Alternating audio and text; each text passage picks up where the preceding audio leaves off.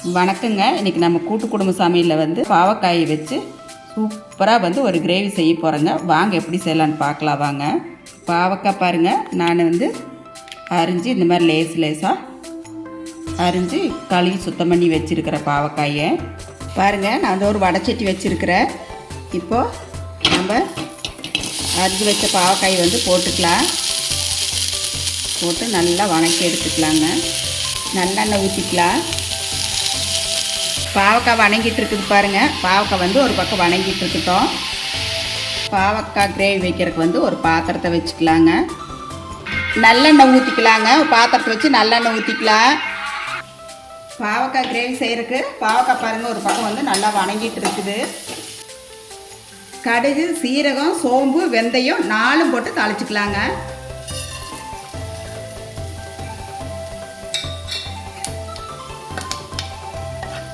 நல்லா பொரிஞ்சு வந்துருச்சு. இப்போ வந்து சின்ன வெங்காயம் போட்டுக்கலாம். சின்ன வெங்காயம் முழுசாக தான் போடுறோம் பாருங்கள். பூண்டையும் போட்டுக்கலாங்க. கருவேப்பிலை வந்து ஒரு கொத்து போட்டுக்கலாம். போட்டு நல்லா வந்து வணக்கி விட்டுக்கலாம். நல்லெண்ணெயில் எவ்வளோ மணமாக இருக்குதுங்க. நல்லா வணங்கி வரட்டும். இப்போ வந்து கொஞ்சம் உப்பு போட்டு வணக்கிக்கலாங்க. பாவக்காயில் வந்து அப்போ தான் நல்லா வந்து உப்பு பிடிக்கும், நல்லா வணங்கி வரும். இப்போ வந்து தக்காளி பழத்தை போட்டுக்கலாம். வேணா உப்பு போட்டுக்கலாங்க. தக்காளி பழமெல்லாம் பாருங்க நல்லா வணங்கியிருக்கு. குழம்பு மிளகாத்தூளுங்க. இது வந்து வீட்டில் அரைச்சது. கொஞ்சமாக மிளகுத்தூள், மஞ்சத்தூளுங்க. இது வந்து பெருங்காயத்தூள். 4 போட்டுக்கலாங்க. இந்த ஒரு மசாலா பொடி போதும் நம்மளுக்கு. நம்ம வந்து கரைச்சி வச்ச புளி கரைச்சலை வந்து ஊற்றிக்கலாங்க. நான் தக்காளி பழம் நிறைய போட்டிருக்கிறேன். புளி வந்து கொஞ்சமாக தான் போட்டிருக்கிறேன்.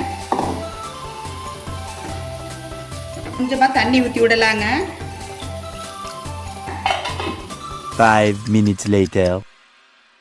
கொஞ்சம் தண்ணி ஊற்றிங்க. மசாலாவெல்லாம் பாருங்க நல்லா வந்து இந்த மாதிரி வெந்து வந்திருக்குது. இப்போ வந்து நாம் வணக்கி வச்ச பாவக்காயை போட்டுக்கலாங்க. பாவக்காய் கொஞ்சம் வெந்து வந்ததுக்கப்புறம் நாம் வந்து புளி கரைச்சலை ஊற்றிக்கலாம். தட்டம் போட்டு மூடி வைக்கலாங்க. தட்டத்தை எடுத்து பார்த்துடலாங்க. பாருங்கள் எவ்வளோ சூப்பராக இருக்குது பாருங்கள். நல்ல ஒரு கிரேவி பதத்துக்கு வந்துருச்சு பாருங்கள்.